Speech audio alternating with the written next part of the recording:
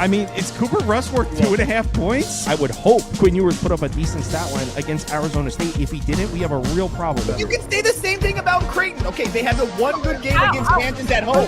When Toast talks about the kicking market, it's like some earth is flat shit. Andy, true or false, this is going to be a dog walking. Dog walking. This is my dog walking of the day. I think it's going to be very ugly. Dog walking. I think this is going to be ugly. Hey, get the sauce.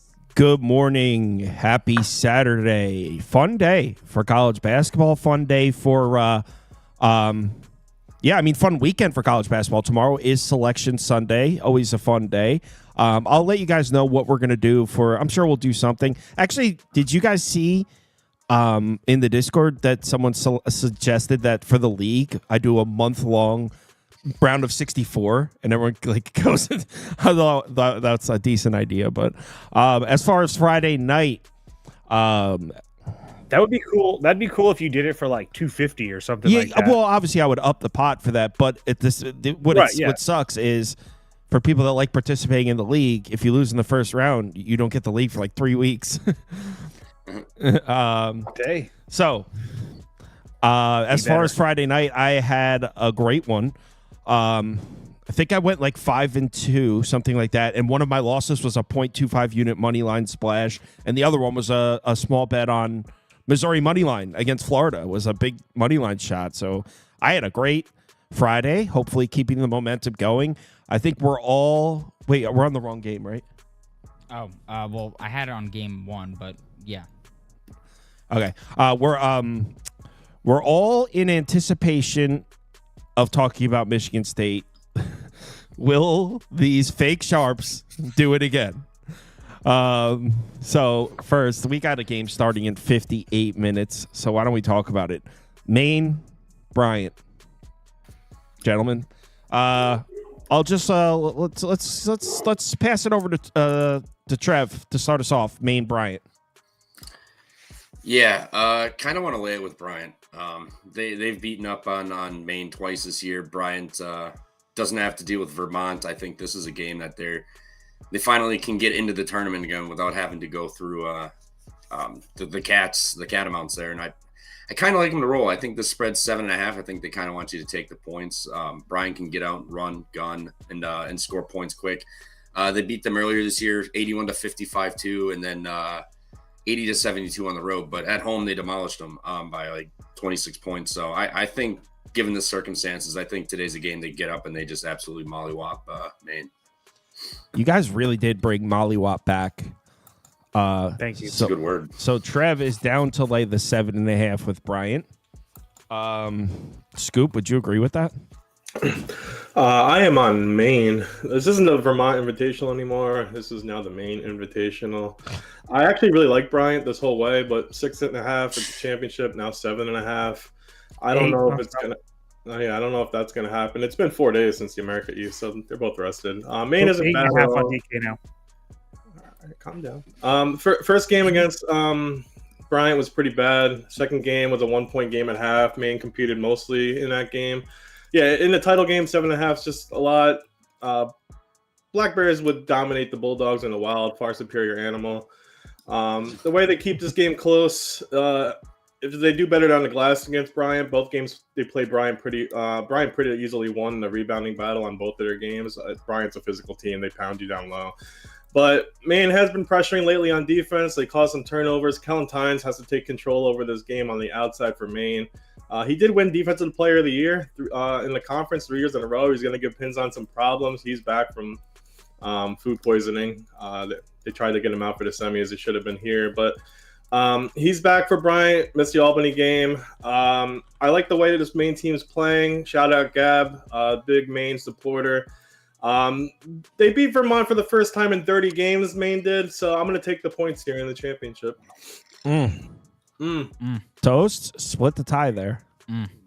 Maine for me. I don't know if I end up betting it. I don't really like the fact that it's like 8.5 on popping up. 8.5 popping up. That's a pretty significant move. But I've bet Maine every game this tournament. Or both games this tournament, they've been dogs, and both of them are pick them at least.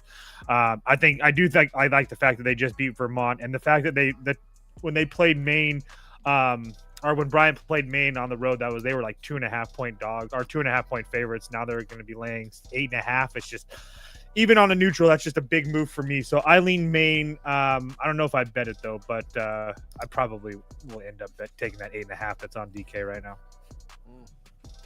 Yeah, I'm not betting this trash. If Vermont's not in, if Vermont's not in the final, I don't want to be associated with it. Next. Good. They've been out for a minute. They didn't know that. It's a true home game for Bryant too. Look, you're given two options here. Option A, you have to step in front of VCU. Option B, you have to step in front. You have to lay 9.5 points to Sister Jean during Lent. It's a rock and a hard place. I tried to tell these guys VCU yesterday. They never listened to me. No, because I would have had to bet Missouri too if I did. So. And that game was closer than 16 points. It was 10 to 12 point game. It was a 10 to 12 point game. Missouri went on one run and it was a close I actually checked the score. I think it was a 16-point game. Yeah, it was at the end. It got away from them, but they played him tough. Just hang on.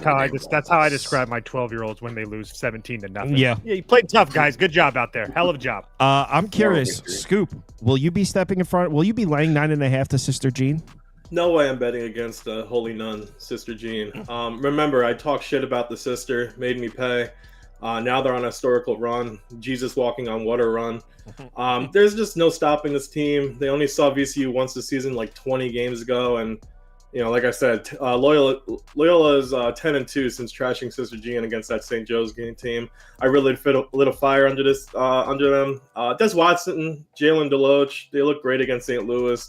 That first game against VCU where they got killed, they were battling injuries. Two of their starters didn't play, including Hunasal has been their leading ball handler. I really think Loyola's guards can match up fairly well with VCU. I know VCU's perimeter scoring is great with Shilgoa, Russell, Jackson. But, I mean, Dawson, Watson, Hunasu, all match up fairly well with them. Loyola is 8-2 against the spread the last 10. Like you said, they have Jean there. No way I'm betting against them. I kind of want to bet Sister Jean as well. Yeah, man. Couldn't eat meat yesterday. She's all up in the meat today. I'm definitely betting him. Give me Sister Jean plus 9.5. Toast? I wouldn't touch this game with your money. Ultimate pass. Both teams are hot. I have make a pick, dude. Zero interest in this game. Oh my God, what a coward, Trevor. Zero. Yeah, yesterday I tried to get cute, go against the Rams here. It's never a smart decision. Even though Bonnie's played a tough game. Yeah, they did. They suffocated all over the face in that second half. But today's a different story. Give me VCU. I don't care if this team is not to be fucked with. They proved me wrong yesterday. I will not do it again. Sister Jean, awesome. Sweet story. Nobody wants to see that in March anymore. We're over that. So VCU by 15. We're over that. We're over. I agree. Just croak already. Right? For 4 years. We're over the Catholic religion. Yes, agreed. Now, the moment a lot of people have been waiting for. So, real quick, in case you didn't watch yesterday, I tried to give Toast and Trevor a stern talking to. I tried to reason with them. I don't know what they have against Coach Izzo. I don't know. We would probably need a longer episode to really dive into why they refuse to accept Coach Izzo is a boss in this month. What makes this one particularly interesting, on one hand, we get to see if they are going to fade Sparty yet again. On the other hand, Trevor is a Wisconsin native. So Trevor has to choose between fading Coach Izzo again or fading his own album. I don't know about alma mater, but his favorite team. No, definitely not. They would have let Trevor in there. Trevor's not a Badger. So Trevor, Coach Izzo or your beloved Badgers? Yeah, Izzo can fuck off. This is Bucky today. Money line. The whole world's on Sparty here. Oh, they beat them. They always are. Oh, yeah, I know. But dude, this is ridiculous. I just pulled up. I know. I know. 80%, 87%. Like everybody's on it. Moneyline parlay piece. It's probably free today. Just throw Izzo in there for a free moneyline parlay piece. No way it goes wrong. No, this is Bucky. We played them at Sparty. We lost by that game was tight. We had a lead. We lost by like what? I forget how much, 10 or something. But we did not have an offense then. Our offense was terrible. We lost by 9. Our offense was terrible. We were 5 of 32 from 3, but I'm not sure if you guys caught the game yesterday. We're back. We are back. The offense is back. Tanji, nuclear. The whole world's on this. It's only 2.5, so I'm sure it's probably pretty free to just lay it with Izzo here after what they did last time. Yeah. Oh, wow. 2.5, 3. That makes me. 2.5, 3. I might just have to nuke Bucky because I've already played them at 3.5, and it's moving down with the world on the other side. That's a good thing in the business. That's a good thing. I believe. Yeah. Was this? Oh, it didn't refresh. My bad. My page didn't refresh. It's sitting. Where the hell is it? I see 2.5 on DraftKings. Beautiful. I got a 3.5 here. I'm all over the 3.5 money line. Bucky outright. This is gonna be Bucky versus Maryland rematch in the Big Ten title game. I don't care how hot Izzo's been. This whole team, this whole facade that they can't lose. No, they're gonna lose today. Our offense is back. That was the issue. We didn't beat them in East Lansing. We went 5 of 32 from 3. I think we made like 25 threes yesterday. We went nuclear. We're back. The offense is back. Now we're getting it rolling. We're going to win the Big Ten title, and then we're going to mollywop our way through the NCAA tournament for a national title. The run starts now. This is what happened. You literally had me until the end. We are winning today. Our offense will not be as bad as it was in East Lansing, and we still – as bad as we played, we had a lead, and that was like a 1-2 possession game all the way through until the refs decided to give Sparty some cushion. So, not today. Bucky up. Shocking.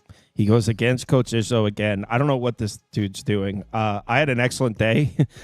So could you mute that guy who's just spamming the chat over and over again, please? I'm sorry. I'm just trying to be a sharp here and get a play in, and we got more on spamming chat. I don't even see him. Where are we talking about? I'm looking at the chat right now. I don't see anything.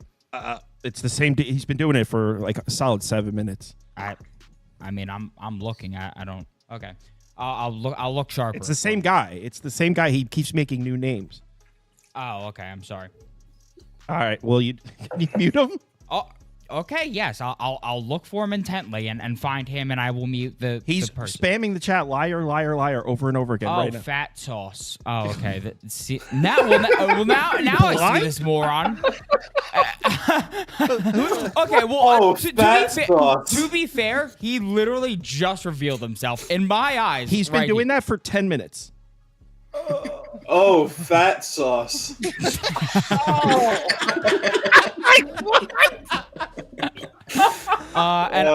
Listen, we could go through the transcripts. It's right here on my monitor. I'm going to heavily debate the 10-minute thing, but that's besides. That was so good. I can see your monitor, bro. It's definitely We just fucking move on, please. Yeah, I don't want to take it to trial, but I'm going to stay on business. Anyways. Fair, Beaver. All right, Toast, you're fading Izzo again. Yeah, I took 3.5. I agree with everything Trevor did. I know that the world's going to be on Michigan State. I liked Oregon yesterday. I'm not really too worried about it. I've had a fantastic week. Congratulations to the world on getting that nice W. We'll see if it happens again, but I think Wisconsin's 2 times better than Oregon, so we'll see what happens. Of course, put Izzo up. Come on. We got to do this again. Especially after yesterday in the chat when everybody thought that I got bodied. Like, I was definitely fading Izzo for sure.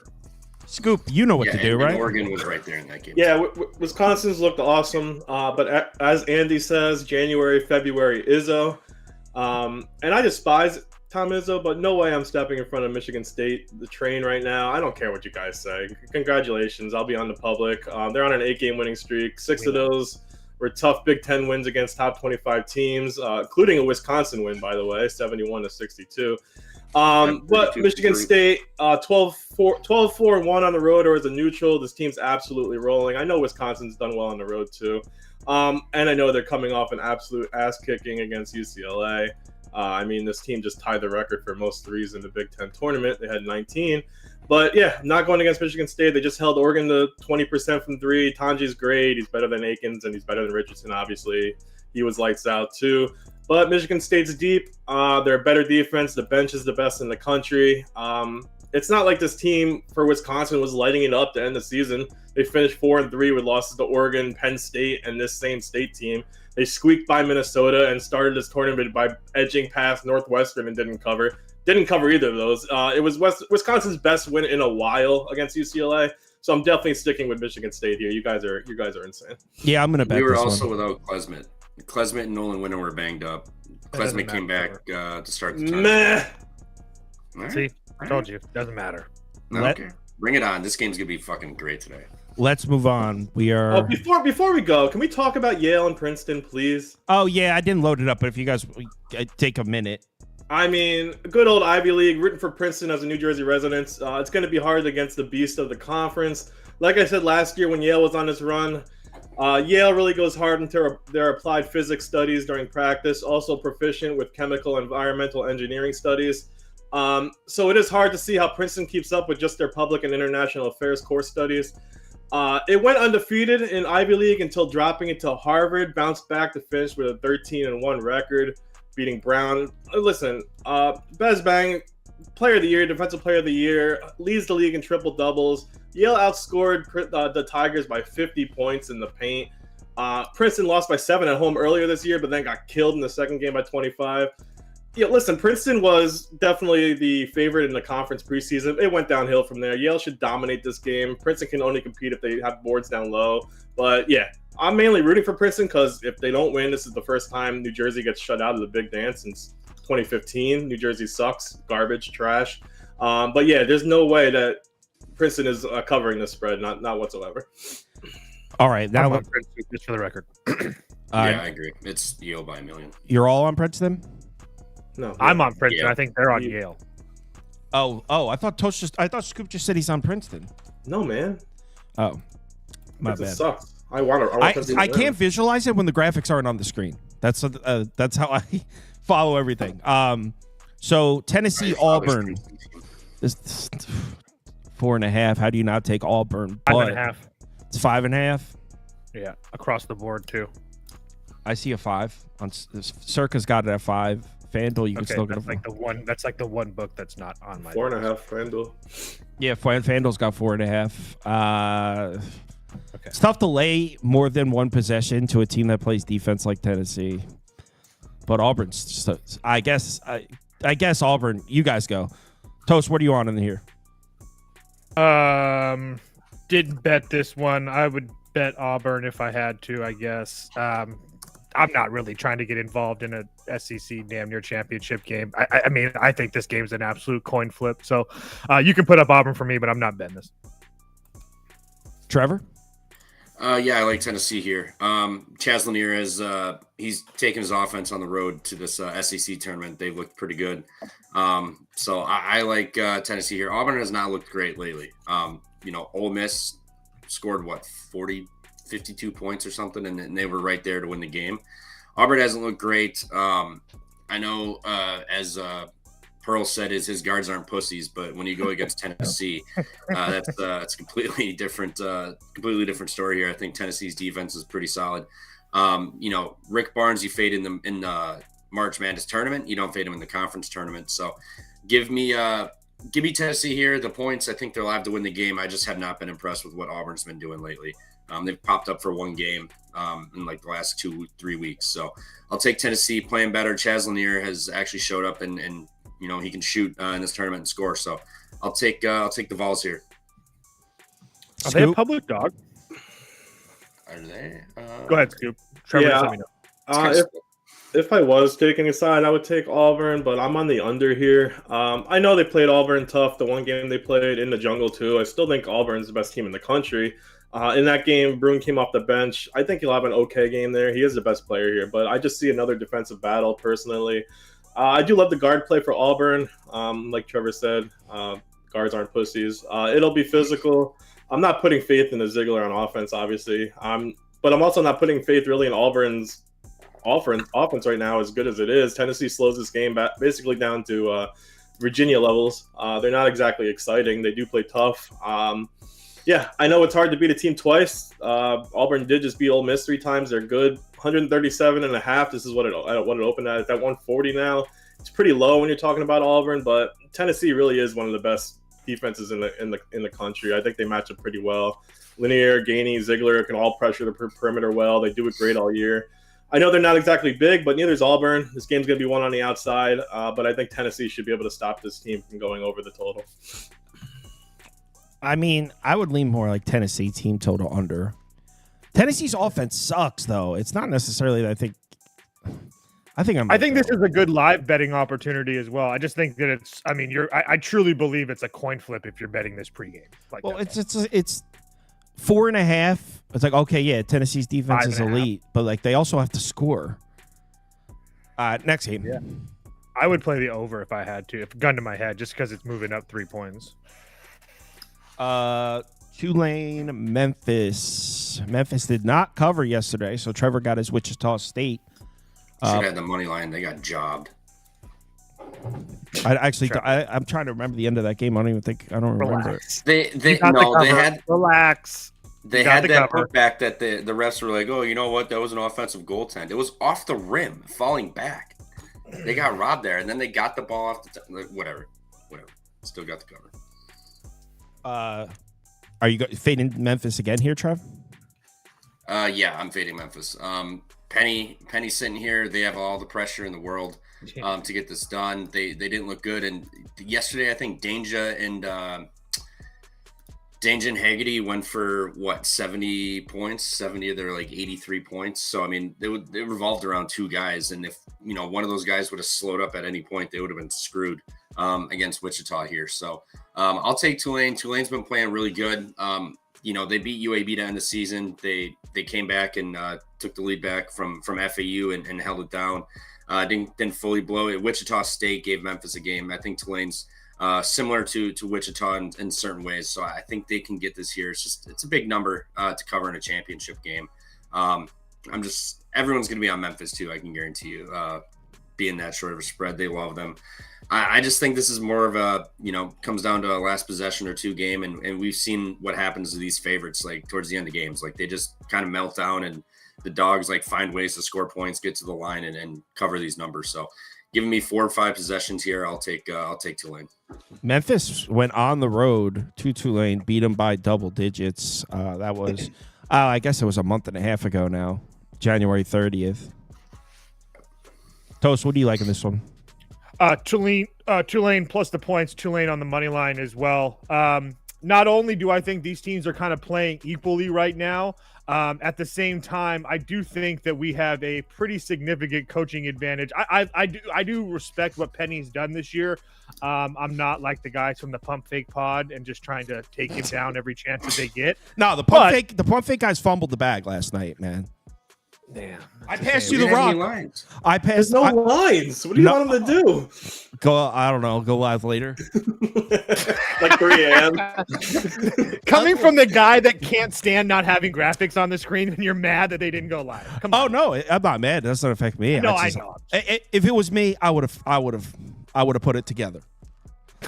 We would have made it work. We're going to make this line 6.5. What do you think? I think that both these teams are playing well. Obviously, Memphis beat this team earlier in the year on the road, but Tulane did kind of come back from that. I mean, they didn't really play that bad in the second half, but I just think that we have a pretty I like Ron Hunter and what he's able to do. I mean, he took IUPUI to the NCAA tournament. He took Georgia State to the NCAA tournament 3 or 4 times. He's now in 6 or 7 years at Tulane. I just think that sooner or later it's about that time. And I think that Ron Hunter's shown us the ability to be able to figure out these games in these situations. So yeah, I'll be on Tulane plus 8.5. Tulane on the money line plus 360. Let's go Green Wave. For some reason, I can't unsee what Tulane did. What Tulane's football team did in the postseason. They fumbled the bag in the conference championship. I can't see it. I can't unsee it. So I'll just put Memphis up. Tulane's just a choke artist program, apparently. Yeah, I'm gonna take the big underdog here with Tulane. I got it at 9.5 and an open. I don't see PJ Haggerty having another 40-point game. Tulane has been playing really well down the stretch. Most importantly, Memphis is already in the tournament. Tulane needs a win here to get a bid. I think they need more production out of Memphis, obviously, rather than Haggerty. Tulane's going to focus on him, try to shut him down. This team still squeaked by the Shockers. If you go back to that Memphis game earlier, Tulane was tied in that game with 10 minutes to go. So I know they lost by double digits, but they were in that the whole game. And that was with Tulane shooting 36% and 16% from three. I just don't see another shooting day like that again. Tulane's been playing well defensively. Well, maybe not the last three, but they're scoring enough to negate that. Brumbaugh made the ACC first team. This Tulane's team is way different than it was in the beginning of the year and then the middle stretch of the season. Caleb Banks, Asher Woods, Greg Glenn, all in double digits in terms of points. They have enough offense to stay in this one, so I'm going to take the points. All right, let's move on to the next one. I'm the only one that likes Memphis here. Did you know that yesterday there was 38 games on and only 10 dogs won outright? Yesterday was brutal. As a dog backer, it was brutal. Oh, how many dogs went outright? 10. Oh, that's a decent amount. What? How many? That's No, the previous 2 days they were going bananas. yeah, but 10 out of how many games total? I feel like that Close to seems 40. right on par. That's yeah. The favorites usually win. That's how it works. Compared to the last, I feel like March. the Wednesday, Thursday, the dogs were That was by far the really shockiest barking. day we've seen in a long time. Oh yeah, I mean, okay, it was a chalky day, but they're favored for a reason because they're more likely to win. Oh, is that? I've been fucking this whole thing up the whole time. George Mason looked good yesterday against George Washington. They did the I second. thought I saw St. Joseph's down late in the second half. They must have came back and won. I didn't watch any of that one. They were. That. That game at the 3/4 into it, St. Joe's had a lead, then Dayton came back, and then St. Joe's came back in overtime and won. It was like 3 minutes, 2 minutes left. They were up 8, and then I'll go. No Dayton one took the lead. Yeah, go ahead, Scoop. Yeah, I mean, I don't know. I think the wrong team is kind of catching points personally. I think St. Joe's is lucky to be here. Sorry, I'm dying. Only reason they're here is Dayton shot so poorly that game. Neither team shot well. I mean, St. Joe's hit 34%, 30% from three. Dayton, 36%, 32% from three. George Mason's tough on the glass, 37th in rebounding margin. So although St. Joe's had a kind of ridiculous day against the glass against Dayton, it's going to be a rough time getting 46 boards or whatever they finished at. I know St. Joe's obviously has a way better offense than George Mason, and they've been good down the stretch, but George Mason already beat them by one earlier this year. I think St. Joe's is going to struggle against one of the better defenses in the country. They're actually third in the country in defensive field goal percentage, George Mason, 20th in defensive three-point percentage. So, yeah, St. Joe's is on their third game in a row. George Mason had an extra rest day. They're only on their second, had the double bye. So as long as their offense isn't completely dormant here, I know they have been sometimes this season. I like George Mason to advance to the finals. I kind of I'm like gonna that leave and too. come back because I can't see Trevor or hear Trevor. I kind of like that too. Can you hear me? Yeah, I can hear you. Toast can't hear can't Trevor hear either, you. He's actually. leaving and coming back. Oh, can't hear Trevor either. Trevor, just leave and come back real quick. Oh, I can hear him fine, but all right, Trevor's gonna leave and come back. I like George Mason too. Oh, it looks like Toast left and came back also. Is it just me and Scoop here? I don't think I have the personality of cardboard. I think I'm a little better than that. Maybe like plastic. Trevor's gonna put it back on the screen. I think I'm pretty personable personally. Very friendly. Like Casper, friendly. You're coat. taking St. Joseph's? Yeah, I am. No, I can't think hear this, Toast, so I'm gonna be back too. I think this line's kind of telling. I think that they're trying to bait a whole bunch of George Mason money in here. Man, that's weird. Nobody can hear anybody. Yeah, I think this line. I think this line's telling. Not to mention the fact that St. Joe's has been absolutely on fire. 8-2 their last 10 on ATS. I'll take the hotter team playing. I don't really worry about them playing 2 games or 3 games in 3 days. Like I've said, this whole last couple weeks, I just don't put too much stock into that with the college kids. So St. Joe's up for me. Can't decide if I want to actually bet it or not. We need to get Trevor back in to see what he see what he likes. 1 second. I think he's with me. Here we No. go. Can All right, there you clowns go. hear each other? Yeah, we're good here. We're good. Okay, perfect. Yeah, Joe's up. I'm Let's with Toast. Let's go, Joe's. The last time these two played, it was a 1-point game on the road at Mason.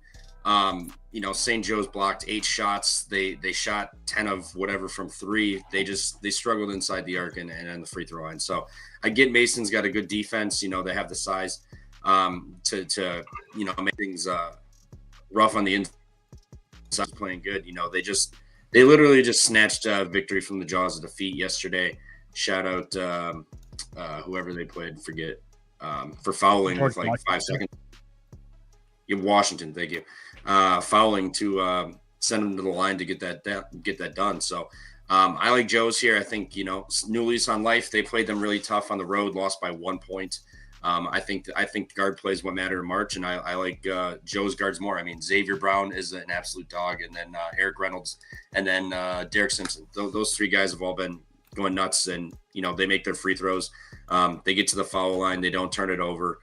I like Joe's to get it done here today. Someone said Toast is handsome with a tan, no homo. Oh yeah, That's a tough. That's a I'm tough looking one. great. Trust me. I know we're not talking MEAC final. Who do you guys got with South Carolina State and Norfolk State? Oh man, what's the line? It's like 1. Heck. Yeah, I mean, I like South Carolina State. They're playing their best basketball right now down the stretch. So.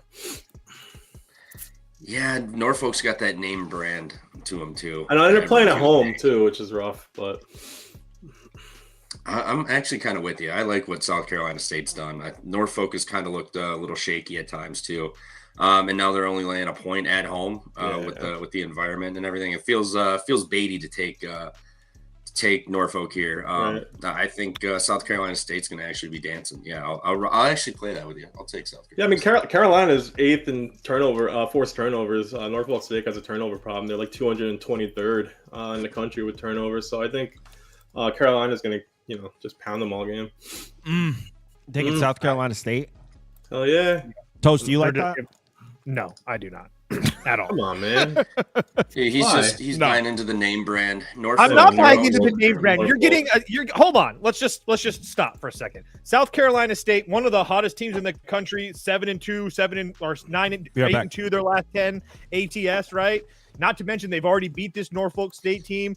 I mean, who's a better team? Just don't look at the line. Just tell me who's a better team. I mean, Norfolk State hasn't covered either of their games in the tournament. I just asked they edged by Morgan State as an 11.5 favorite and a single single-digit win over Maryland Eastern as a 16.5 point favorite. At a better Congratulations, Norfolk State, for beating 2 absolute dog shit. Yeah, didn't lay the short number with one of the hottest teams in the country. Congratulations on that. A shit rebounding team too in Norfolk State. Congratulations on that. Dude, everyone's 11 in going a to row. take Norfolk. 11 in a row. I don't think so. I see a lot of South Carolina State bets. What's the splits? No chance. What's the splits? Let me pull this up. Not that I care, but I'm just curious. I'm with Grande Johnson. Who the fuck cares? Let's talk about Michigan, Maryland. This is gonna be a banger game. What do you mean? I care about Michigan, Maryland. What's the split say? Who gives a shit? 38% of bets, 28% of money on South Carolina State, 39% of money, 52% of bets on South Carolina State money line. Talk about Michigan. Oh, great Michigan. Oh no. Some really Big Ten excited ball. about them. The MEAC final will be better than this game. Yeah, seriously. I don't know about that. Real ball knowers know. Michigan sucks. There's no way I'm betting against Maryland. Then pick Maryland. Does Maryland get a I shit am. like They've they looked did? good. They're good for Michigan. They had an awesome season going to be in the tournament. They just beat an average Purdue team. They're underachieving. It doesn't do dog shit for me. Michigan came in this one with a double bye, playing Purdue from a night before. They still look bad down the stretch. They lost 3 in a row, including the home to Maryland 3 games ago. The way Maryland's playing right now, there's no way I'm fading them. The starting lineup's one of the best. Again, really no bench, but when the Crab Five are on, it's a hard stop. Every loss this season for Maryland came down to the wire for the most part. Last 14 games, only lost twice. 3 to Michigan State, which is respectable, and a 3-point loss at Ohio State. I just don't buy into a Michigan resurgence from beating a dog shit Purdue team. Maryland held a better offense than Illinois down, 36% shooting, 22% from 3. Defense is really one of the best in the country. That 5 can compete with anyone. Gillespie, Rice, Reese, Derek Queen. With Reese, he's a monster down low. So I don't care if Michigan's big. They still have issues rebounding the ball. They're soft as Charmin. They're absolute dog shit, too.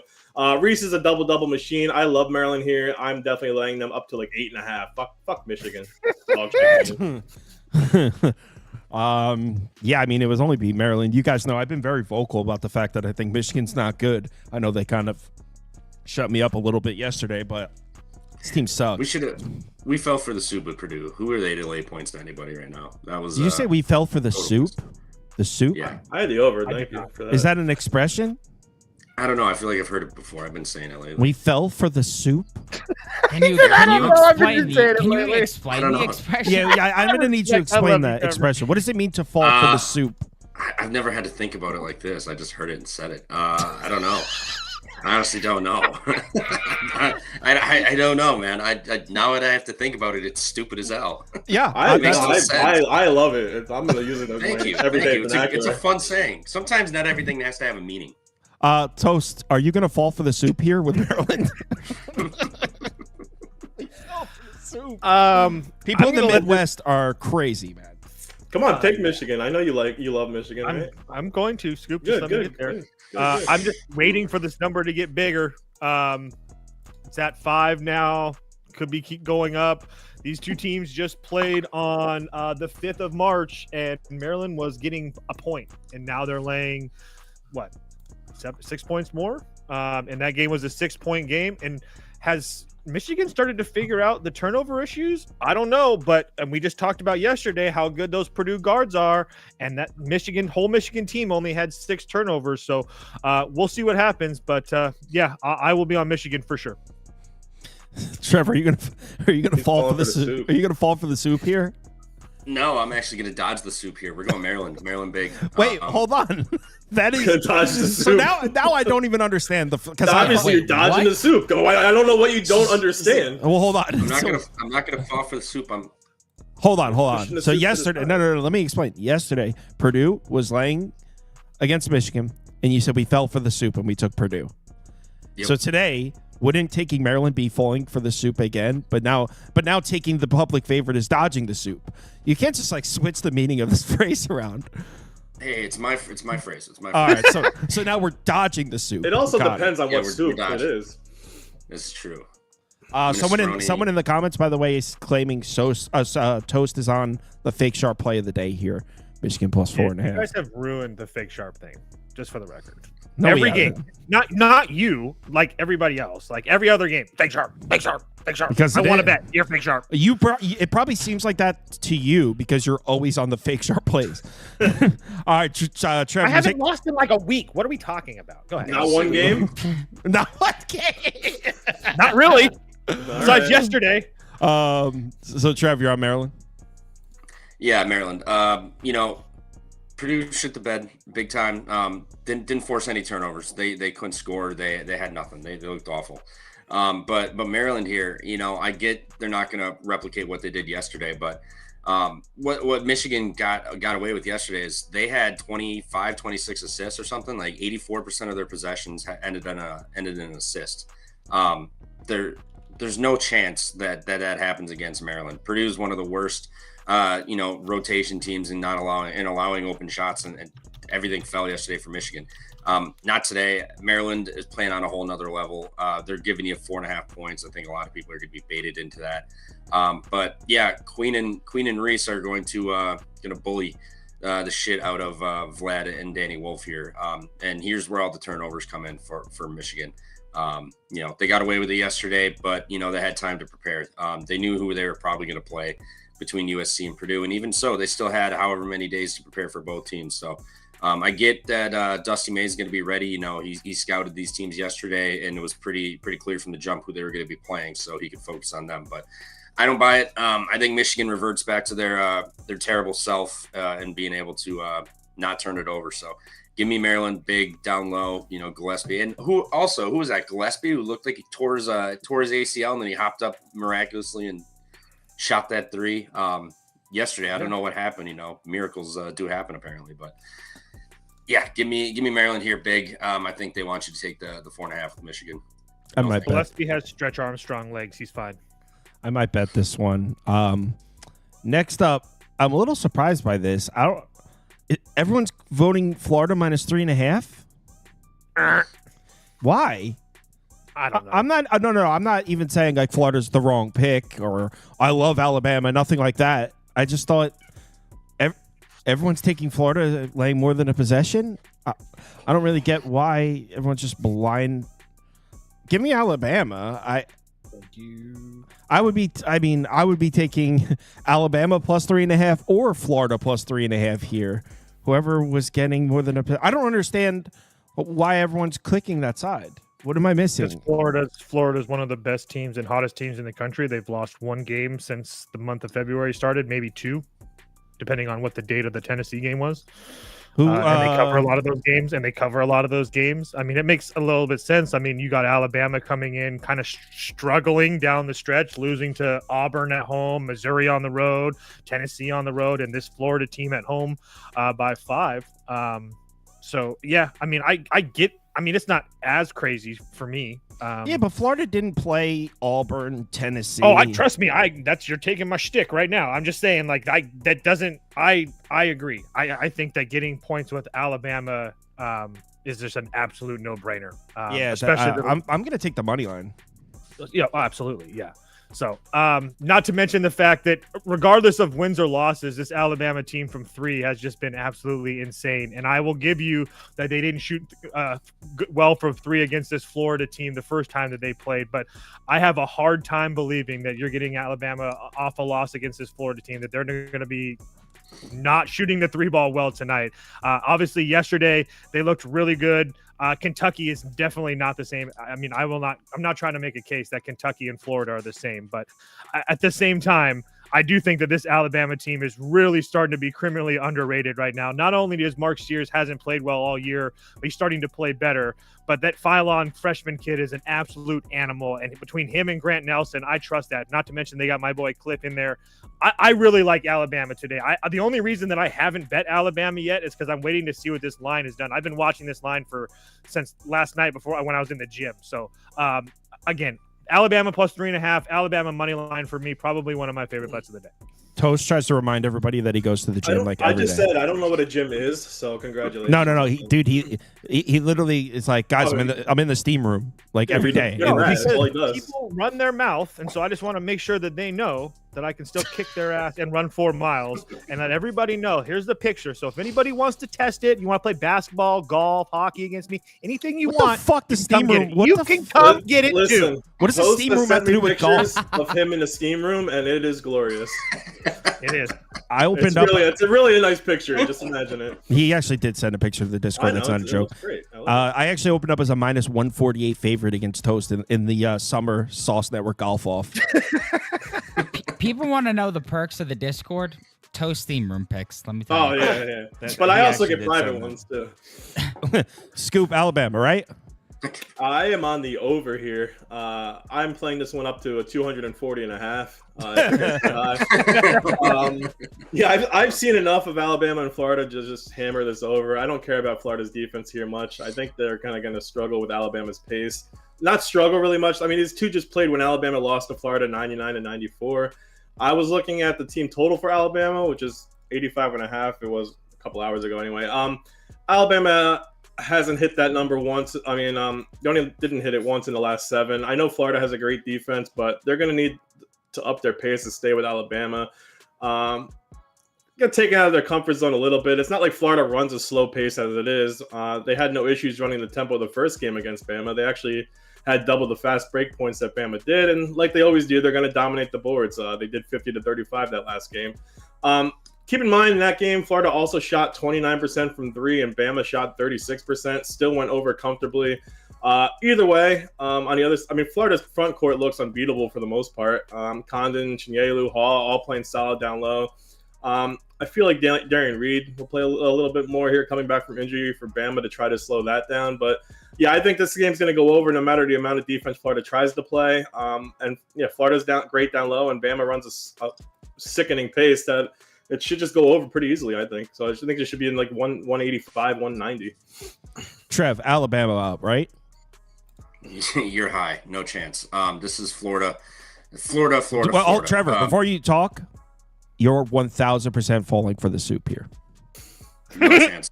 No chance. But I'm not playing a side. I'm playing Florida over 89.5. I would like to see Alabama make a stop defensively. Congratulations on beating. I'd like to see Florida make a stop, bro. Oh my God! Yeah, go ahead, Trevor. I got something to say. Florida. I'm sorry. What's 24-8? That's right. Florida's 24-8 against the number. Yeah, they don't get stops when it matters. They don't get stops when it matters. They barely cover games. No, they mollywop teams. Florida's really good at beating up. Florida is the kings of beating up on bad teams. I'll get there, Kyle. And Alabama's a great team. What are we doing? They don't play defense. If they're not, yes, they are a good team. They are eerily similar to Kentucky. They're eerily similar. If their players are not following, this team. Wait. Do you mean the same Kentucky team that beat Florida? Yeah, everyone's. A broken clock's right twice a day too. All right, if Florida's not going to go undefeated. This is such a bad pick in the entire year. No, it's not. Florida's gonna. I might just take the side too now. Just to prove the point. This is ridiculous. Florida is much better than Alabama. Alabama sucks. They're an elevated Kentucky team. They're a little bit better than Kentucky, but if they don't make threes, they're cooked. They're terrible. Florida scores inside and out, and they can play some defense too. They score so much, they give the ball back all the time. It is what it is. When you're that efficient offensively, you're going to give more possessions to the other team for them to score points. It's just how it works. But Alabama, they couldn't stop a nosebleed, a JV team. Like this team, you beat Kentucky. Congratulations. Kentucky couldn't hit anything, and that's what happens when they don't make 14 threes a game. They were also coming off a buzzer beater win a game they should have lost. Bogus defense from Moser there prior, but everyone's going to be looking at Alabama like, oh, they just beat Kentucky. No, everyone's clicking 30. Florida. No, I have not seen any Alabama love today at all. Everyone's on Florida. Gators. Wait till 90-9 against the spread. It's so good. Alabama sucks. I just want points. They're about to be 91-9 after today. Give me some points. I just want to point out, for those of you listening, Trevor is so confident in his Florida pick that he took the team total over. You know what? Fine. Give me the 3.5 too. Let's fucking do it. I ain't scared of no fucking 3.5. My wife's already pissed this morning. I just want to say a quick thing, really quickly, dead serious too. Just to the point of this Florida amazing defense. 24-8 against the spread. 24-8 against the spread. That's fantastic. Let's just really quickly just go back a couple games. Hold on, that's the wrong button. Hold on. Yeah, they beat Bama by 5. I'm not done. Hold on. So Bama gave up 100 to Missouri. So this really good offense, this really good defense for Florida, right? They faced Alabama and Missouri, who are top 5 offenses. But besides that, in the last couple of weeks, they faced a Mississippi team that's 31, Texas A&M 44, Georgia 52, LSU 132, Oklahoma 21. That's Fears, and that's it. South Carolina 102. Again, the Florida defense has played somewhat better, but they haven't faced competition like Alabama. So I just wanted to point that out there. I don't think it's that easy. And Kentucky is not as good as Alabama in points, any way. Baby, points. Trevor talks so much shit. 15 threes, they're cooked. Trevor talks all this shit and then goes, "Give me the team total over." Next, yo. No, I'm betting the 3.5 now. You know what? You fucking shamed me into it. I'm taking both. I'm going bigger on the team total over though, because they're gonna put up 100. Bama money line, keep the points. UAB North. How did this make the cut, man? I don't want to talk about this. Because these are finals. What are you talking about? I was just having fun talking about the big game. Now you guys, Scoop, talk about it then. American Athletic. No, this is actually the semis. My bad. It's not the finals. Yeah, I don't want to talk about this. Yes, I don't. You can go first. I guarantee you, Trevor's a pick on this one. Yeah, I'm trying to find the line here. I think UAB blazes their way into the finals. See what I did there? Scoop. I didn't like it. It's 2.5, nice. Trevor. Nah, Mean Green up. UAB, I think what did they do when they played them? Regardless, North Texas, I don't know if you saw that game yesterday, but that's what North Texas does. They give you a false sense of hope, and then they love to just rip your heart out in the second half. Death taxes North Texas in the second half. They played earlier this season. Wait, did they? UAB beat them by 3. Yeah. Okay. Yeah. UAB beat them by 3. That was just an off night for North Texas. It is what it is. It was also at UAB. Now we're getting a neutral court. What's her nuts? UAB only scored like 60 something. They put up 94 yesterday. I'm thinking of the wrong game. Never mind. Still, regardless, I like North Texas. This defense, UAB just scored all that on East Carolina, but North Texas is a different animal. Again, if you saw that game yesterday, they just took the will to live out of whoever the hell they played. Fucking East Tulsa. Carolina. North Texas played Tulsa yesterday. They took their will to live. Tulsa hung around that first half, and then that second half was completely different. I get Yaxel Landenborg's an absolute monster down low, but North Texas, this is what they do. They grind you out. They make games disgusting. You just had UAB score 94 yesterday. Now we got a 135.5 total. This is telling you everything. It's going to be a defensive masterclass from North Texas here. So give me the mean green here, lay it. I'm also on the mean green. I'm also on the mean green as well. Just waiting. This line continues to drop. It was 4.5 plus 4.5 for UAB, and it continues to come down. But 100% agree with everything Trevor said. I think that you're getting a team that scored 94 yesterday in a low total. Everybody's going to want to take the points, and I just think they get suffocated by this North Texas defense as well. So, yeah, North Texas for me, no question. Scoop. They split the regular season. I think UAB is kind of like Alabama, put up a ton of points. They have no real defense. As long as Landenborg plays the way he can offensively, get some help with what are their name, Coleman and Vasquez. I like UAB. North Texas is a way better defense. I agree, but I like the offense from UAB. Get this defense wins championship narrative out of here. UAB's been here before. They're defending their title from last year. They won 9 of their last 10 conference tourney games. 2 meetings this season. Both of them came down to the wire. North Texas won by 3. UAB won by 3. Actually, 3 of the last 4 between these two teams have decided by 3 or less. So, I'm going to take UAB laying, getting 3.5. I'll take the more than possession here. Isn't this total a little telling of how they think this game's going to go? Because I'm looking at North Texas games here. They do not allow 68 points. No. So they have a huge difference because North Texas average is about 130 for their totals. UAB is like 150, 160 ish. Like so it's like completely contrasting styles. Give me UAB then. I'm with Scoop. Give me the Dragons. Fake sharp. Is that the sharp play? I don't know. I mean, I don't think so. Just because I think everybody's on UAB. I like this conference for some football. Don't know anything about basketball. Next game. North Texas has been a wagon for a while. Not to mention they make their free throws. One of the best in the country. Ski in their experience. Ski, what are you doing awake at this hour? First of all, Ski's on the West Coast, so it's what is it? 7 a.m. Ski. Ski says, Kyle, if you pick weak ass Arizona, put the goddamn belt up. Nah, Cougs are peaking at the right time. Arizona is definitely playing some good basketball, but I feel like you could just chalk Houston up for a 9-point win right now, even though they did blow them out yesterday. I wish I bet Houston yesterday. Give me Houston. I don't know. Is Arizona on this level? In my opinion, the only team you take against Houston, they would all be playing in the SEC. So maybe throw Duke in there. Give me Houston minus 6.5. I don't think Arizona is quite on this tier of talent. Toast? I lean Arizona here personally. The only reason that I say that is after what I watched from Caleb Love yesterday. If he's found himself and he's feeling himself, which he has the last 2 games in this tournament, I think that it's going to be worth getting some points in a game that has a total at 134.5 personally. So really hard to just bet against Houston and feel confident about it, but they only have covered 1 spread out of their last 5. So it's not like they're some huge covering machine. So again, that's not enough for me to actually bet against them. I lean Arizona. I kind of wish I got the 6.5s. I think it's depending on where you get it, 6.5, 5.5, depending on where you look. So you can lean Arizona for me. I don't know. I don't really feel comfortable. I don't know if I'm comfortable betting it unless Trevor or somebody like that really likes Arizona. I bet it, but I probably won't bet it.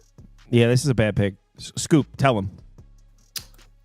I was wrong about both games in the Big 12 yesterday. I think the court gives me bad judgment. Agreed. My head. Blame the court because you suck. Dude, it's terrible. It's not me. It's the court. What are you talking about? It's terrible. I mean, good for Caleb Love though, man. Proving people wrong. Wasn't exactly great all year. Coming alive now. 6.5. I would lean Arizona as well. This game was close in Arizona. Houston won by 4. If I knew JT Toppin had some weird sickness before the game, I wouldn't have taken Texas Tech yesterday. Yeah, I'm taking Arizona. It's just a lot of points for a championship game. Arizona actually was leading this matchup earlier in this season. I know Houston's probably going to let me eat my words again here, but Arizona's offense so far has been awesome. They're averaging 87 points in the game per tournament, shooting 53%, 44% from 3.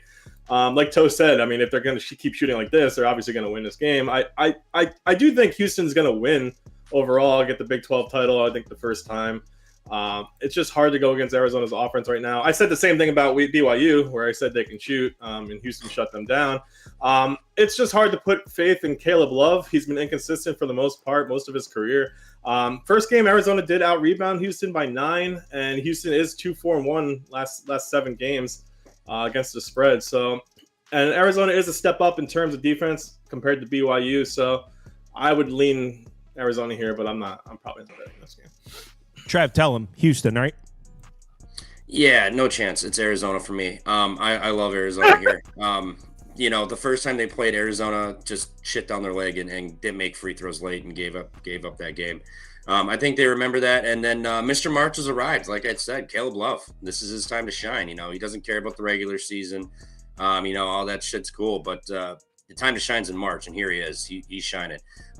Houston just has BYU's number. It is what it is. BYU all they do is shoot threes, and if they're not falling, they're cooked. They have no interior. Well, they do. They have Traore, but still, without him, they're dead. Arizona's got the 2 Euro insiders. Like they're big, they're good, they're dominant. They're playing really good ball right now. They just beat up on a Texas Tech defense. They put up 86. I'm not saying they put up 86 again today on Houston, but I think their offense is going to be fine. Houston, no Juwan Roberts either. He's out. So that's just another weak link. And like Scoop said, they out-rebounded them in Arizona earlier. Now you're going to take Juwan Roberts out of that equation. I think it's going to be kind of tough for Houston today. I think a lot of people are going to like Houston laying the 6.5 just because, they beat them at Arizona. Because they're significantly better? That's why they're going to like Houston by 6.5. They are, but when you take – go ahead, Trevor. I was just gonna say, I'm not saying Houston's like not better than Arizona, but on a neutral in a championship game, you're gonna lay 3 possessions, 4 possessions with 3 possessions with Houston. No thanks. The only difference for me, just really quickly, is that when you take him out of the game, now you have guys for Arizona like Trevor said, the Euros, but with Carter Bryant, Carter Bryant is a 6'8" freshman that's like a top 5 NBA draft pick this year for Arizona. So I think that Arizona, unlike BYU, can actually beat you inside if they have to. BYU just can't do that. So that's the only reason that I kind of lean towards Arizona. Houston's fake sharp. Don't fall for this hocus pocus ass shit. Lay the points with Houston. They're winning by at least 13. Next. Falling for the soup. Falling for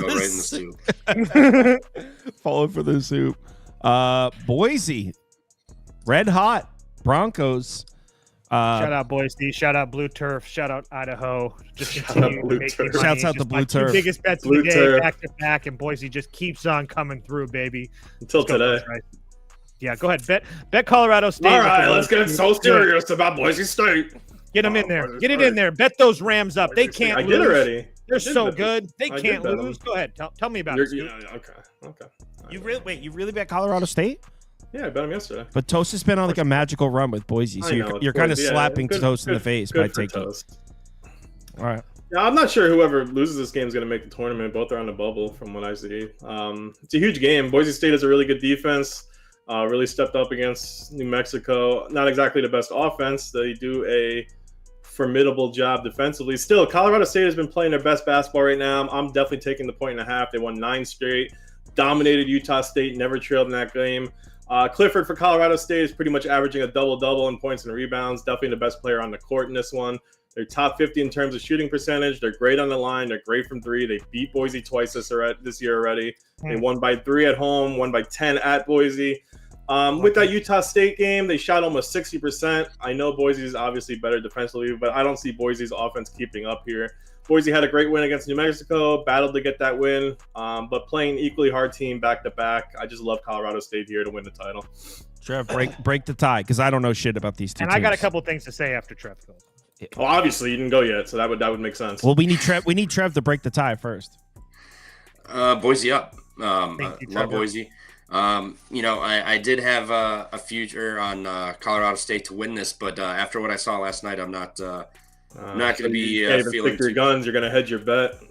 No, I just I saw what happened last night. I was not impressed. Colorado State shot over their heads. Utah State just didn't get off the bus. So it's easy to make that win look good. And we're about to see there was potential for a big collapse late in that game too. It got down to 10 points. It was getting dicey for a second there. Yeah, that's what happened to Kentucky the other night. Fair. Boise here. Give me Dejan Hart and Andrew Meadows with that bowl cut. I love how they've been playing ball. They look really good. I know Colorado State's been good, but again, Utah State didn't get off the bus the other night or last night, and they still managed to find a way to come back. So I think Colorado State played over their head. They looked better than they actually were in that game due to Utah State's inability to play basketball last night. Boise State doesn't give up. They go down, they find a way, they claw back. And I think they do it again here. They get to the foul line, they rebound at an elite rate, they can shoot.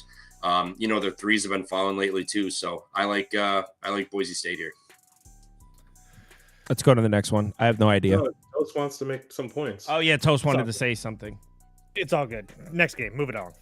You can say something if you want. No, it's fine. I'm just saying that it's nobody made the point that this game is suspiciously a weird line when you have a Colorado State team that's 9-1 ATS their last 10, and they're catching a point after winning by fucking 50 yesterday.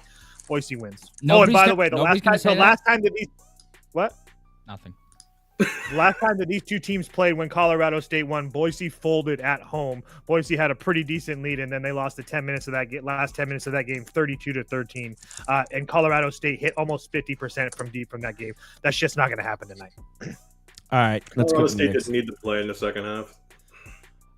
Next up is we got Big East. So this is yet another game where you're going to hear Toast and Trevor try to do some gymnastics. Not with fucking Creighton. I can promise you that. Oh, Johnny's up, right? I mean, I have no interest betting this game, but there's not a chance in hell. What do you have against St. John's? He hates St. John's. Yeah, why? Applebee's. He hates Pitino. No, Pitino's like my favorite coaches of all time. I call bullshit. No, he's not.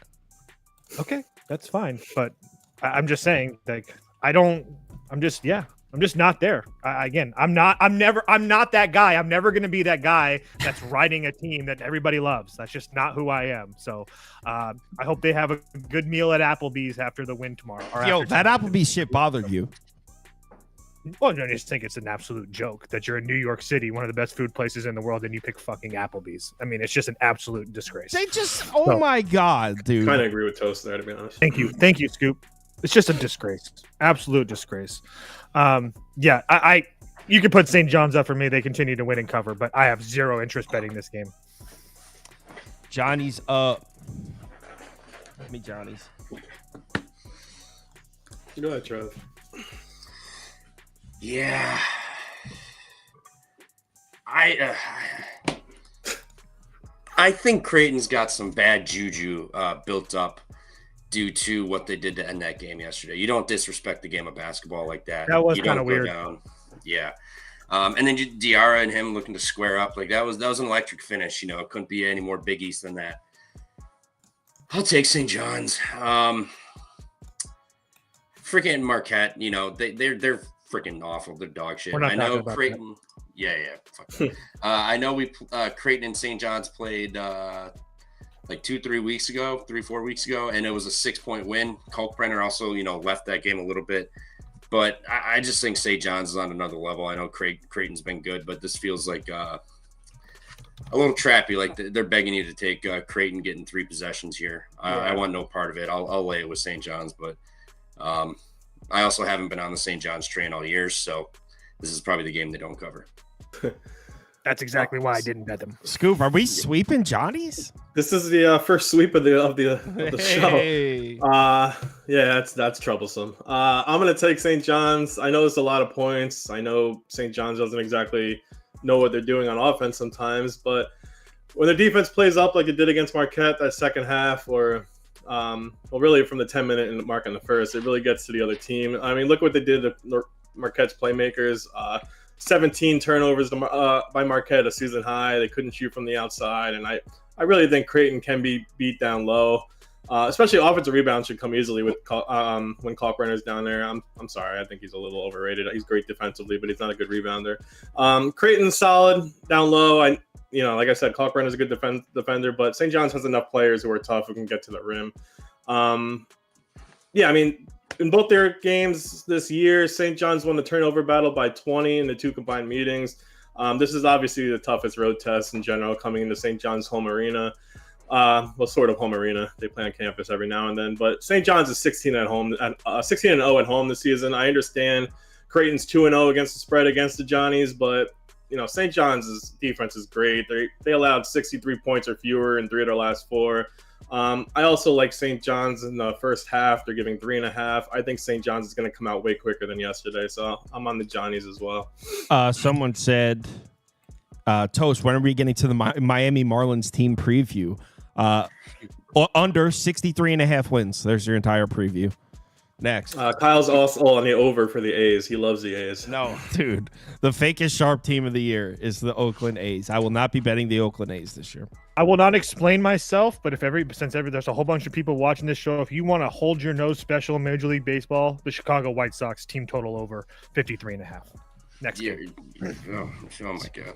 Yankees under, by the way. I bet that. I am the baseball god. Okay, I will decide. It's gonna be April 14th. You'll be like, why the hell did I bet the White Sox over? No, I won't, because you're going to hear from every single person in the world. That right there. No, what they don't see is that this team. You know what? I'm not even going to do it. Next game. Let's go. Incoming April 14th. Congratulations, world! Congrats. Not on a team total. Not on a team total. Go ahead. Miami of Ohio, Akron. We're into some action here. What round of the match? Is this the semifinals or the finals here? I believe the finals. The finals. Finals for action. Championship. Scoop, you like the Zips? Oh, I love the Akron's offense is a freight train. I was taking them no matter the number here. They put up 100 on Miami earlier this year. 11th in scoring offense on the season, 33rd in effective field goal percentage. I don't care that they play no defense. They run a really fast tempo. They're 22nd in fast break points. Miami's just below average team on both sides of the ball.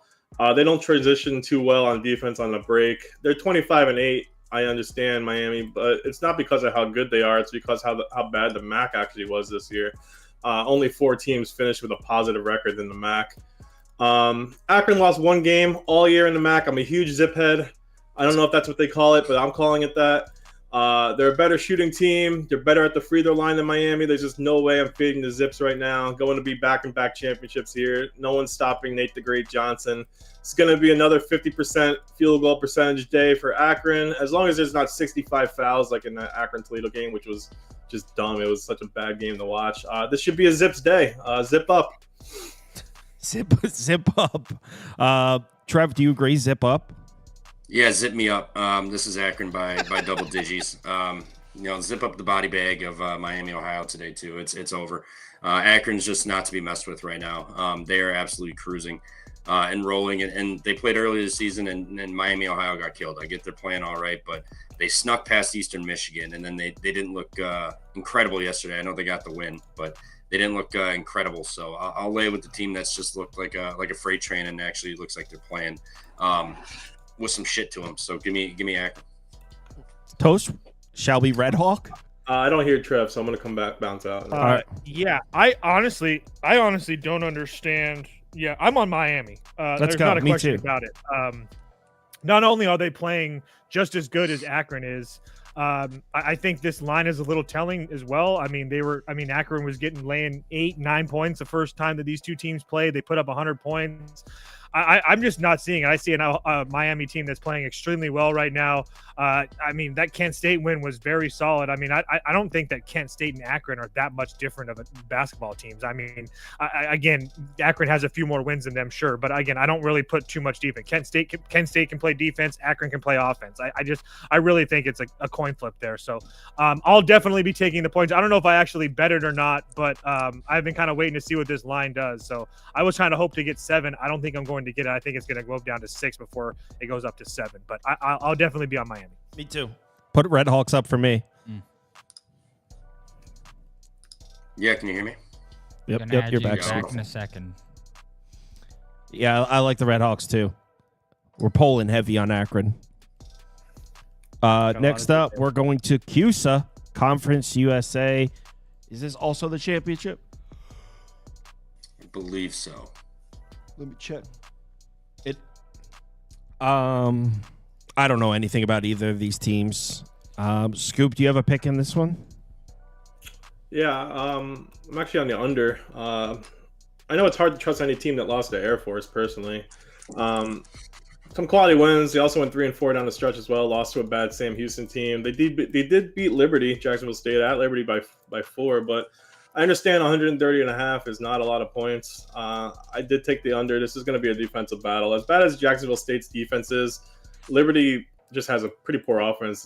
This team here is a top 50 defense. Has to look good lately? No, but it's not this team. That last game was 31-16.5. So while Liberty's great, the last 5, I think they scored 80 points in each of them, but they're 4-1 in that stretch. I don't see that continuing. This final is going to be a slow game with defense. Jacksonville State is 306 in pace. Liberty's 285th. Both teams aren't going to be shooting lights out for this one. I'm not expecting this game to be exactly good looking. I kind of see this as like a Miami, Florida, Virginia type of matchup. So, yeah, I'm definitely on the under in this game.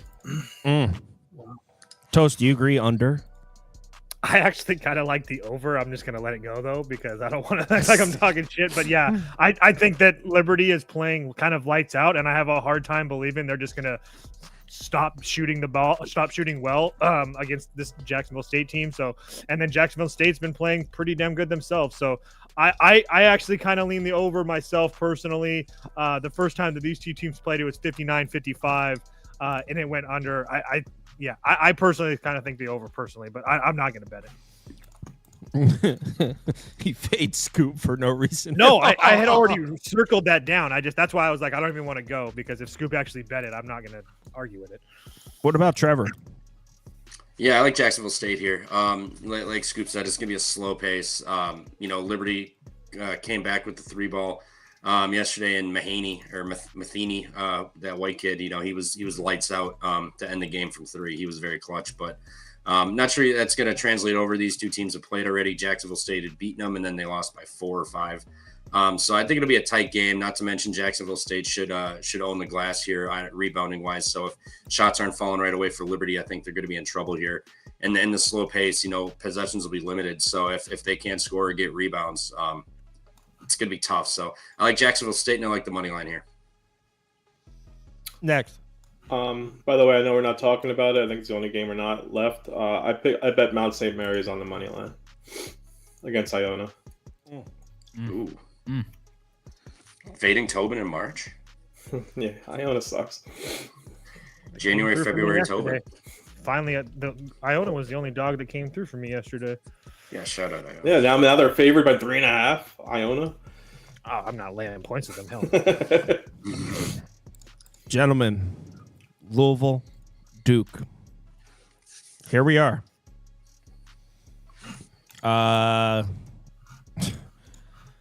What? Do you want to apologize? Now or later? Scoop, right?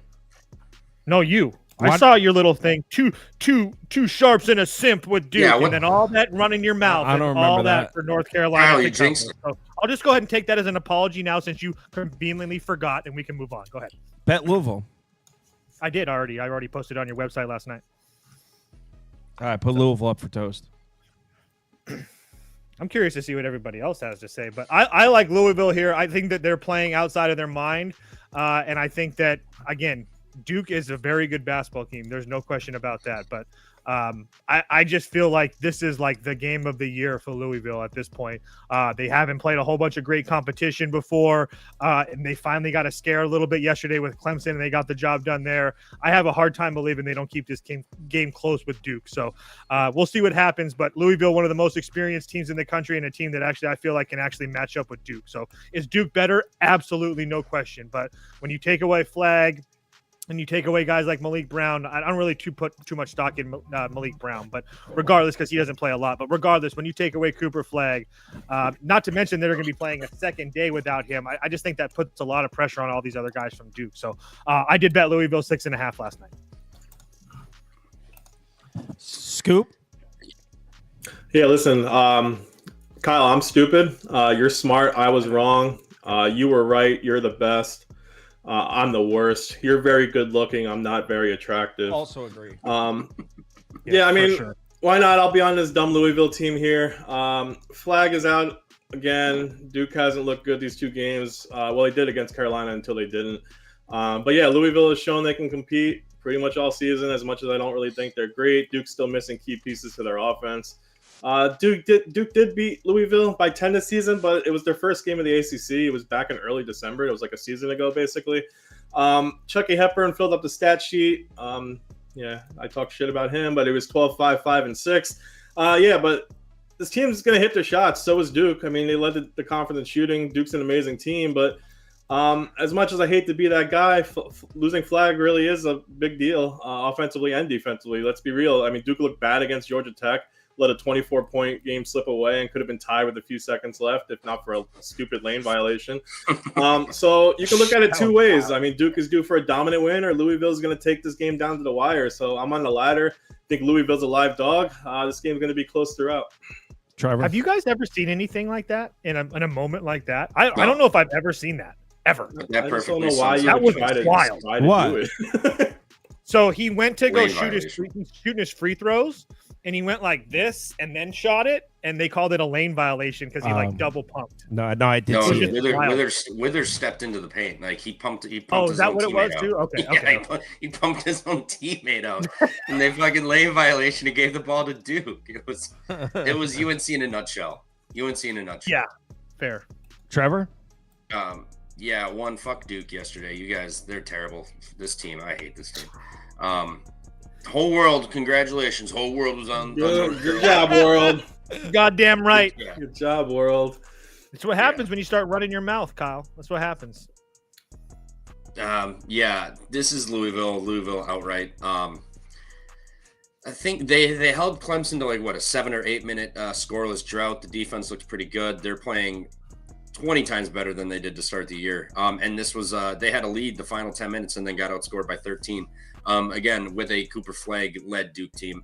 Now you have no Malik Brown, defensive, that hurts, and then you got no Cooper Flagg, which you see coming down the stretch. They need somebody else to do something, and nobody else could. So I like Louisville here. They're playing damn good ball, and then they just Pat Kelsey, that energy he brings to that team, like they're always fired up. Like I'm fired up sitting there watching the game. So I like Louisville here. I think everyone in the world's going to be like, yeah, Duke's not going to lose.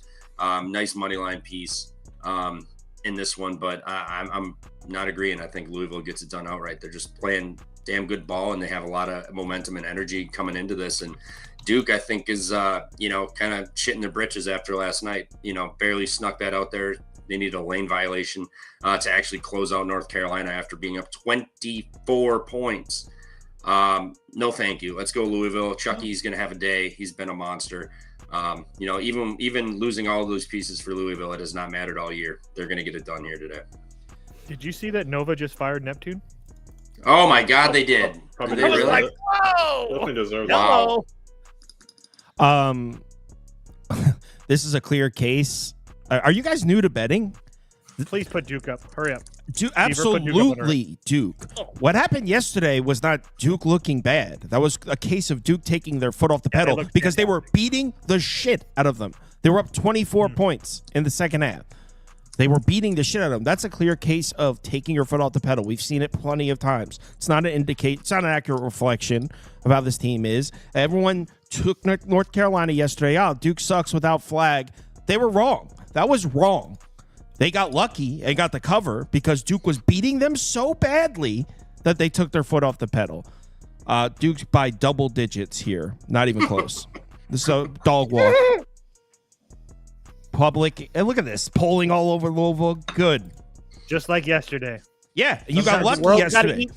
Yeah, the world got lucky yesterday. 60-40. Let's Duke via blowout. No. How many parlays are going to be based around Duke money line today too? Gives a shit. Next. I don't even know what this is. Allstate? Jackson State. No, I know Jackson State. State University. I know Jackson State. I don't know the team on the left. What's the team on the left? Oh, Alabama State. Well, for some reason that just yellow. I didn't know Alabama State was yellow. Yeah, I didn't know that either, actually, to be honest with you. So is this the SWAC finals? Yeah. SWAC finals.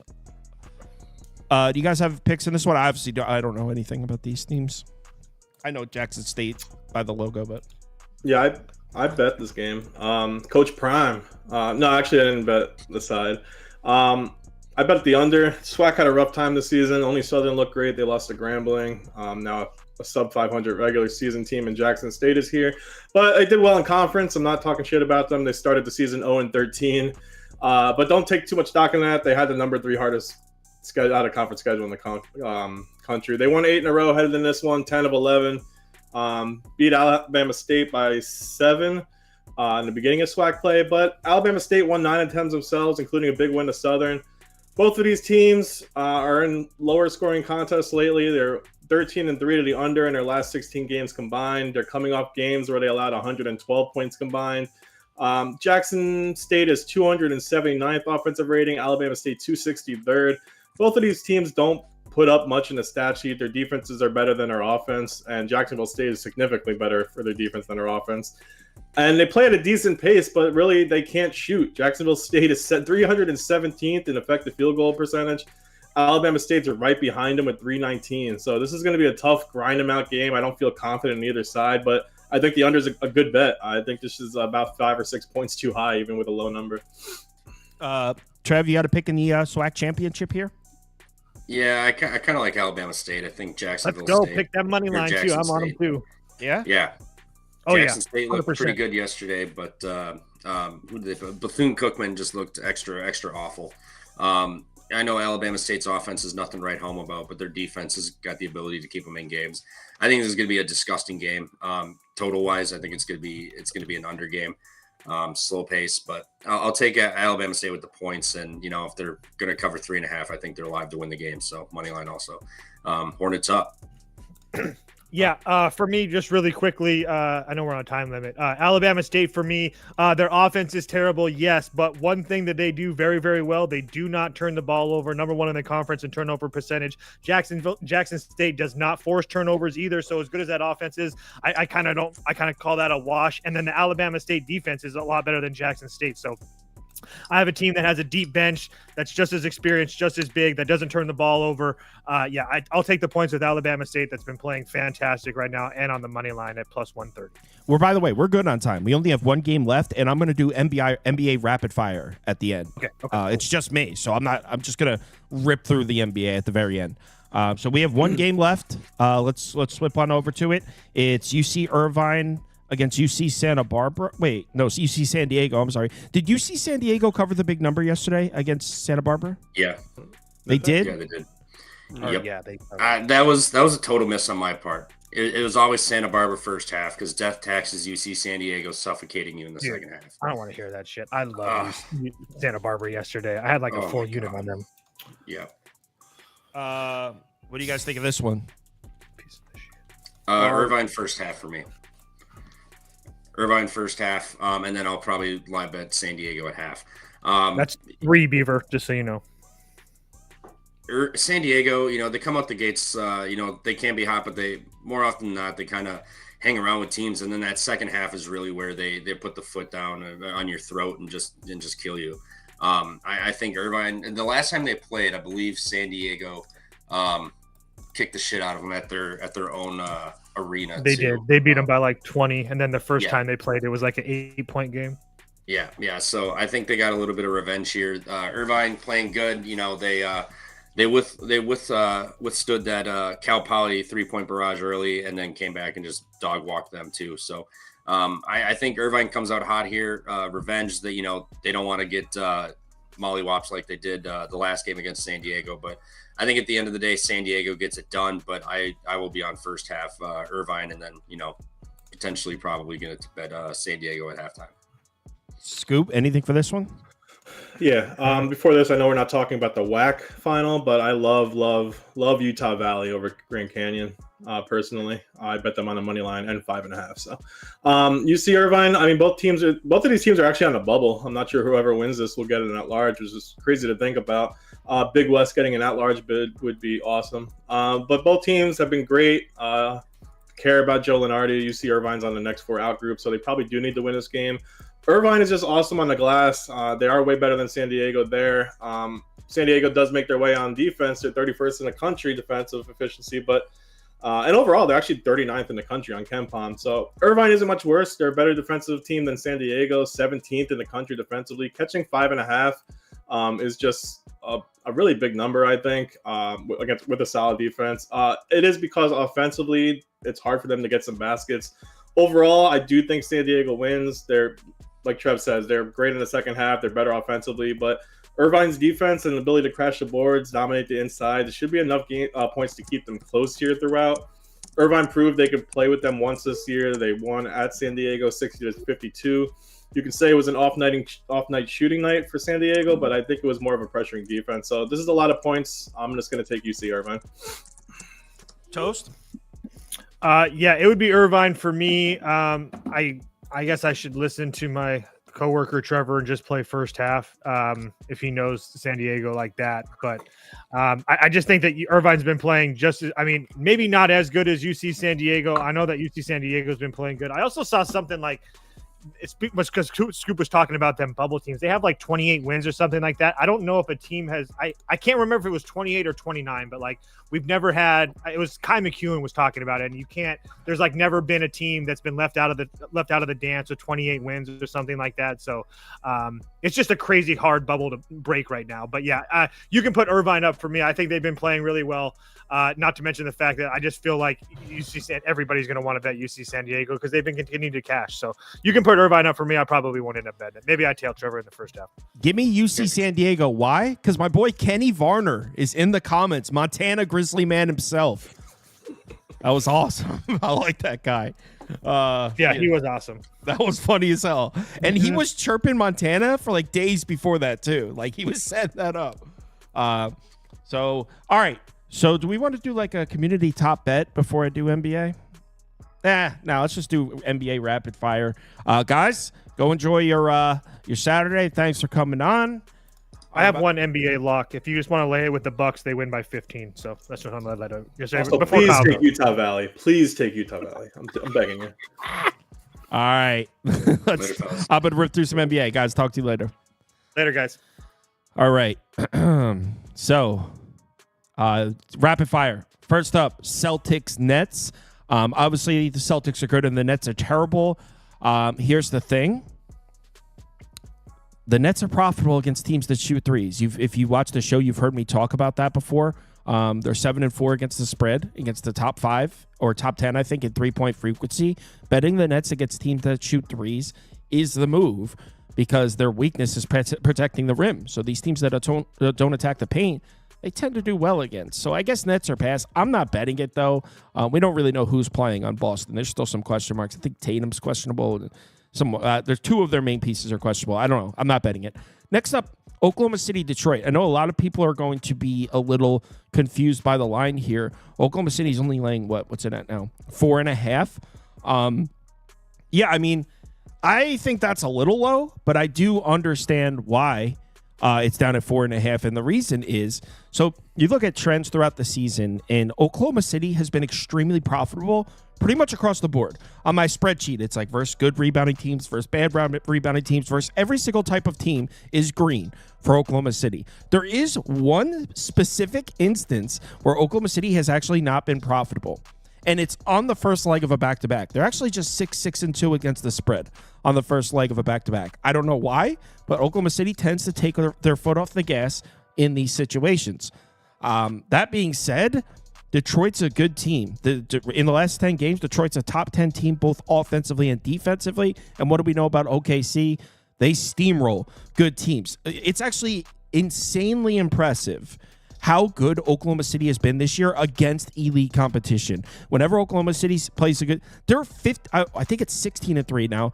I think it might be 15-3, but Oklahoma City is 15-3 against the spread against the top 10 rated offenses in the NBA. 15-3 against the spread against the top 10. So when Oklahoma City plays a good team, they handle their shit. So it would be Oklahoma City. I didn't actually bet it. I'm worried because not only do the Thunder have a game on Zach, it's a big game on ESPN against the Bucks. So, next. I also like a bet in that game. I took Jalen Duren over 11.5 rebounds. Also took him 13+ rebounds. If you look against bad rebounding teams and teams against the bottom 10 of rebounding allowed, he's over the main line 10 of 11 games. He's hit 13+ in 9 of 11 games as well. 8+. He's hit in 8 straight at home. And then if you look, the last time these two teams squared off, 21 rebounds with 25 chances. Last 7 to 8 centers to face Thunder have gone over their total as well. So just thought I'd put that out there. What's your next game? Next up is Bulls, Rockets. Houston's been very shitty on back-to-backs this year. 5-9-1 against the spread this year on 0 days rest. 6-9 straight up. So it's not like they're winning and not covering. Houston hasn't been very good on these back-to-backs. Let me see if there's an injury update in this one. I was waiting to see a report. See if the Rockets are resting anybody today. No, Reed Shepard and Amen Thompson, same as yesterday. Here's that being said, so I don't like betting Houston on the back-to-back. That being said, Houston against fast-paced teams has been the move. Houston struggles to cover against slow-paced teams. Against fast-paced teams, 14-6 against the spread, against the top 10 in pace. Obviously, we know Chicago runs a fast pace. Definitely like that. We know this Houston team, their strength is rebounding. Here's the problem. The Bulls have actually played well against good rebounding teams. They struggle against bad rebounding teams. Didn't like that. Didn't end up betting this one. Guess I'd say Houston or pass. Looks like they're getting their shit together, but I'm good. Pacers at Bucks. Got Milwaukee -4.5. Love it. So first of all, you got Indiana on a back-to-back. They're 2-7-1 against the spread on a back-to-back this year. I just bet the Pacers on a back-to-back against this very Bucks team just a week ago and won, thanks to some late-game Halliburton heroics. Didn't deserve it, but I got it. Do we really think that's going to happen again? Of course not. On top of that, Bucks want this win. It's their division rival. Just beat them. They're at home. The Bucks destroy bad rebounding teams. 7-2-1 against the spread against the bottom 5 offensive rebounding teams. 8-2 against the spread against the bottom 5 defensive rebounding teams. And not to mention Milwaukee's been playing excellent defense against jump shooters, which Indiana likes to do. I love the spot for Milwaukee. I hate that they have Oklahoma City on deck, but unlike the Thunder, the Bucks haven't been absolutely terrible in the first leg of back-to-backs. Got the Bucks at -4.5. What's it at now? It's up to 5.5, 6 now. I'd still play it at 5.5. I think the Bucks win comfortably here. Is Indiana resting anybody? The Pacers? I didn't see anybody on their injury report last night. I kind of thought there was a chance the Pacers would be resting somebody there. Whatever. Yeah, I'm on the Bucks. Got it -4.5. Miami at Memphis. I laid 7.5 points with the Grizzlies. What the hell am I doing? Teams 1-11-1 against the spread in their last 13. It's disgusting. And they're on the back-to-back. So why did I lay 7.5? Well, first of all, Memphis has been one of the best teams in the NBA with 0 days rest. They're 7-5 against the spread, 9-3 straight up. So if there's a team that I would trust on 0 days rest, it's the Memphis Grizzlies. Also, Miami, terrible against fast-paced teams. You want to bet the Heat against slow-paced teams in those half-court battles. You do not want to bet the Heat against fast-paced teams. Memphis is fast as hell. They're 7-15-1 against the spread against fast-paced teams. Oh, so by the way, I forgot to mention, Memphis is on a back-to-back. They've been good on back-to-backs. Miami is also on a back-to-back with a flight in there. So I think it's a very advantageous spot for the Grizzlies in that respect. Miami sucks against fast-paced teams. Miami sucks against teams that run in transition a lot. Miami sucks against teams that attack the paint a lot. They're 3-8 against the spread against the top 5 in paint frequency. Good matchup for Memphis across the board. It's ugly. Memphis -7.5. Next, Knicks at Golden State. Kind of wish I grabbed Golden State at 6.5 last night. I didn't. Really don't know what this line's doing. Okay, it's up to 7.5 now, starting to make a little more sense. The Knicks without Brunson, the Knicks are hurting right now without Jalen Brunson. And not only that, not only are they missing their best player and most important offensive piece, but the Knicks have been tough to bet against good teams all year. The Knicks, I don't have it in front of me, but the Knicks record against top 5 offenses and top 5 defenses, terrible. They've been really bad against good teams. Golden State, obviously one of the hottest teams in the league. It would only be the Warriors for me there. Didn't bet it. Didn't touch Pelicans Spurs. Like I said, still trying to gather data on the Spurs without Fox. Then we get to... I have a bet in that game. Oh, okay, go ahead. So for that game, I like CJ McCollum over 2.5 3-pointers made. You could get that at -106 on FanDuel. So you look with Kelly Olynyk in the lineup, he's had 6+ 3-point attempts in just all but one of those ball games. And then if you look... against teams who are in the bottom 15 defenses against point guards with 6+ field goal attempts on the 3-point attempts on the road, 11-1 to the over this year. When they face the Spurs at home, where his 3-point percentage is drastically worse, he only had 2 and 1 3-pointers made in those ball games. I think he's due for a much better, effort from outside in this one on the road at San Antonio. Also, if you look this year with Zion, without Herbert, and without DeJounte on the road and 26+ minutes, which I'm expecting a competitive game here, 6-1 to the over, and he's averaging 4 3-pointers made. We're getting this at -105 again. Also on the road in these spots against bottom 15 above the break 3 defenses, 6-1 as well. So really like this one. We've now seen the last 1, 2, 3, 4, 5, 6, 7, 8, 9 of 10 point guards to face the Spurs go over their 3-point line against them. So like McCollum in that spot, especially since he's been a little cold lately. Perfect positive regression spot. And what was the game you said? Last game up is probably my favorite bet of the day. That being said, the line is completely gone. I grabbed the Wizards at +15.5 last night, and I grabbed the Wizards money line at +800. When the game was tied with like 30 seconds last night against the Lakers. Denver ended up winning in regulation. But I was like, I'm going to take the Wizards now. I mean, you got the Nuggets on a back-to-back coming off a huge... Now, the Nuggets have been great on back-to-backs this year. So I don't want to make it seem like, oh, fade the Nuggets on a back-to-back. They've been profitable on back-to-backs. But you got the Nuggets on a back-to-back coming off a huge game. Granted, the Lakers rested a lot of pieces. But coming off a much more important game against a conference rival in the Lakers, now you immediately suit back up to play a meaningless game against the Wizards, a bad non-conference team, one of the most meaningless games on the Nuggets schedule. So, yeah, as soon as that game was close coming down to the wire, I grabbed the Wizards at +15.5, and I do have a half of unit on the Wizards money line at +800. Current price +450. Holy shit. So, yeah, like I said, that line's gone. I wouldn't bet the Wizards at 11.5 now. I'm also on a Wizards bet in a way. I'm backing Justin Champagnie in this game. Sneakily extremely undervalued on the glass here. So if you look without Bilal Coulibaly in the lineup, he's been getting a really good amount of minutes. I believe he's played 27+ minutes in every single one of the games without Coulibaly. And I couldn't really put a write-up together because that moron in chat earlier was going berserk. But if you look, with just 23+ minutes, this is a guy averaging 8 rebounds per game. He's over an 80% of his games this season. And he's averaging around 13 rebound chances with just 11 rebound chances. He's over his last, I believe this is his last 15 of 17 games. So he's absolutely smacking his marks. And what's really stood out to me is the fact that Kyle said this game has a massive spread. I mean, what did this open at 15? He's gone over not only his main line at 6.5, but the alternate line of 8+ in his last 6 to 7 losses by 15 plus points. So he's blowout proof here too, which I really like as well. So he's a guy who's getting opportunities. He's blowout proof. And he's playing around 29 minutes per game. This is a Denver team that's allowed a pretty good amount of rebounds per game to the forward position as well as of late. I believe they're bottom 10 over the last 10 games. So, yeah, I like Champagne here. I got him at plus 100 on ESPN, and then I got the 8+ rebounds at plus 145 on Hard Rock. So I played both of those lines as well. Cool.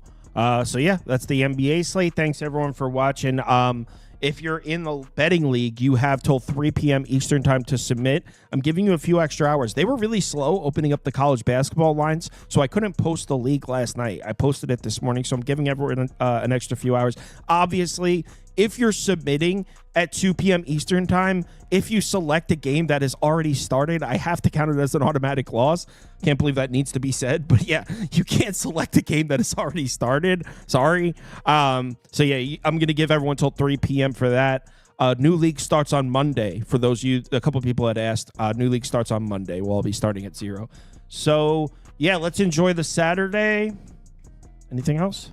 No, that's all I can think of. No. Yeah, that's it. App is up and running. Everything's cool. Everyone, have a good one. Bet responsibly today. Hit me up in the Discord if you need me. I'll be